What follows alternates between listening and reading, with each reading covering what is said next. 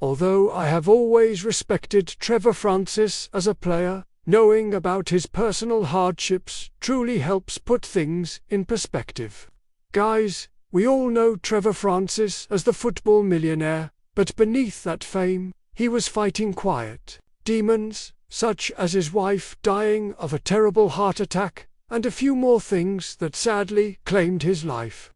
Let's talk about them. Trevor John Francis, born in Plymouth on April 19, 1954, was a game-changer in every way.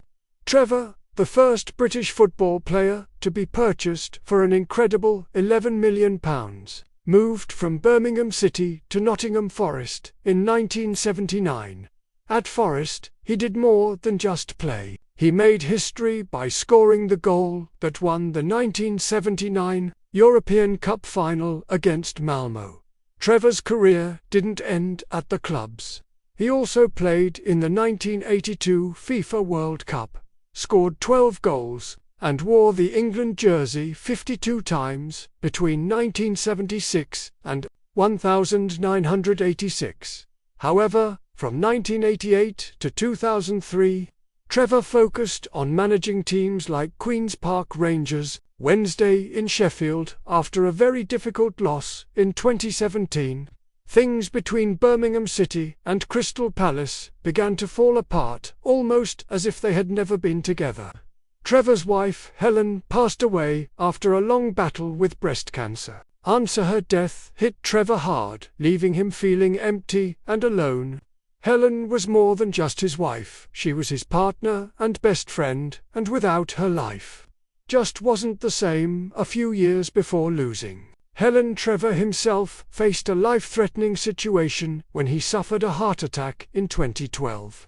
This scary moment really shook him up and made him think about his health and mortality.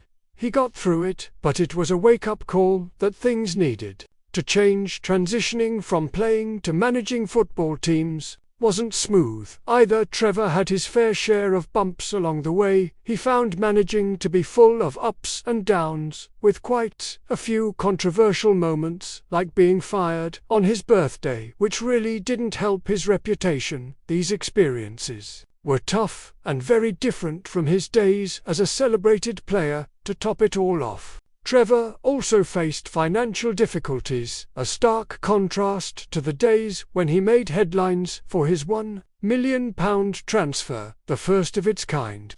These financial troubles were an added stress and far from what he experienced during his peak days as a footballer. Tragically, after having a heart attack at his Spanish apartment, Trevor died on July 24, 2023, at the age of 69.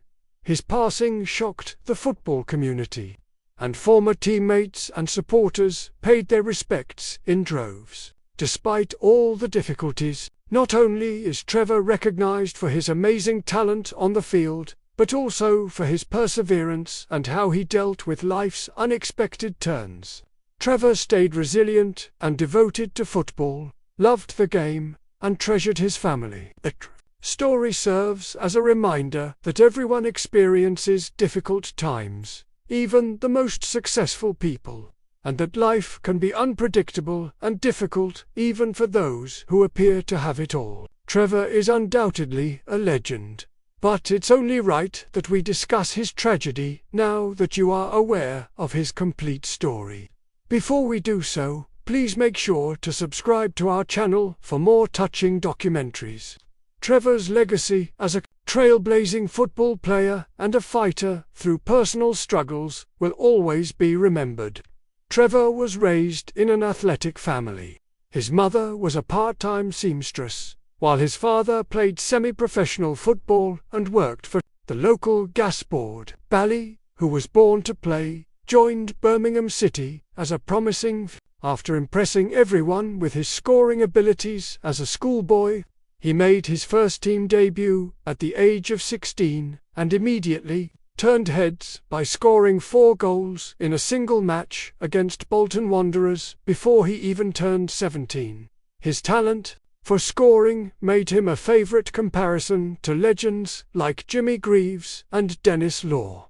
In 1976, He scored one of Birmingham's most iconic goals by dodging defenders with a dance on the field, and then firing a stunning long-range shot against Queen's Park Rangers. His flair for dramatic plays even brought him across the pond to the Detroit Express in the NASL in 1978, where he was nothing short of a sensation, scoring 22 goals in 19 games. After that, he made the big move to Nottingham Forest, where he was managed by the legendary Brian Clough. Trevor was a part of a historic £1 million transfer to Forest, and even though he missed a few crucial games because of cup ties, his header in the 1979 European Cup final is so iconic that it has been immortalised in the opening titles of the day for years. However, injuries started to take their toll after Forest, and he moved to Manchester City in 1981 for £11.2 million, where, despite having a strong start, injuries prevented him from realising his full potential. After that, he played for Rangers, and then Queen's Park Rangers, where he eventually became player-manager. Although his time as manager had its ups and downs, he left his mark everywhere he went, including a memorable hat-trick against Aston Villa after recovering from an injury in 1989. In addition, his international career was impressive. Trevor Francis had an incredible journey with the England football team, playing 52 games and scoring 12 goals between 1977 and 1986. He had a rough start, losing to the Netherlands 2-0 in his first game. He missed Euro 1980 due to an Achilles injury, but he bounced back well for the 1982 World Cup in Spain, scoring against Kuwait and Czechoslovakia. Despite his best efforts, he ended his international career in 1986 with a victory over Scotland. But he was left out of the World Cup squad in Mexico later that year after hanging up his boots. England had failed to make it past the group stage following draws with Spain and West Germany. Francis didn't quit playing. Instead, he went into management. He took the reins to Sheffield Wednesday, where he was well liked and even helped the team finish in third place in 1992.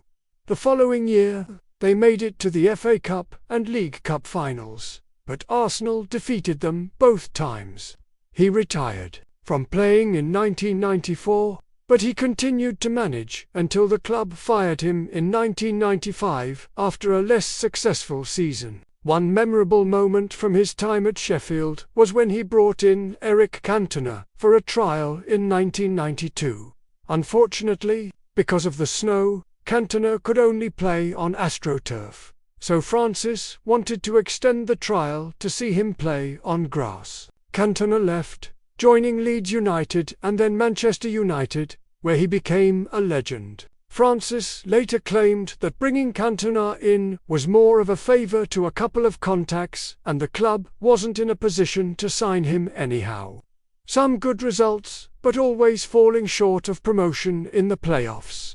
They made it to the 2001 League Cup final but lost to Liverpool in a penalty shootout. He was fired later that year. In 2001, Francis replaced Steve Bruce at Crystal Palace, where he led the team to a thrilling 5-0 victory over rival Brighton and Hove Albion and a memorable FA Cup victory against Liverpool. However, despite having a strong team, they were unable to secure promotion, and he was fired in 2003. It was quite the roller coaster. But all we can say is that Trevor Francis's life and legacy serve as a reminder that, despite his amazing success on the field, he faced many difficulties off it, from health scares to personal loss. His death serves as a moving reminder of the human side of our heroes. Let's celebrate Trevor, not only for his football accomplishments, but also for his ability to bounce back from setbacks. His tale inspires us to recognize the fortitude required to face life's challenges as well as its triumphs. Please share your thoughts about Trevor in the space provided below. If you enjoy this video, please give it a huge thumbs up as well. We'll talk more in the next one.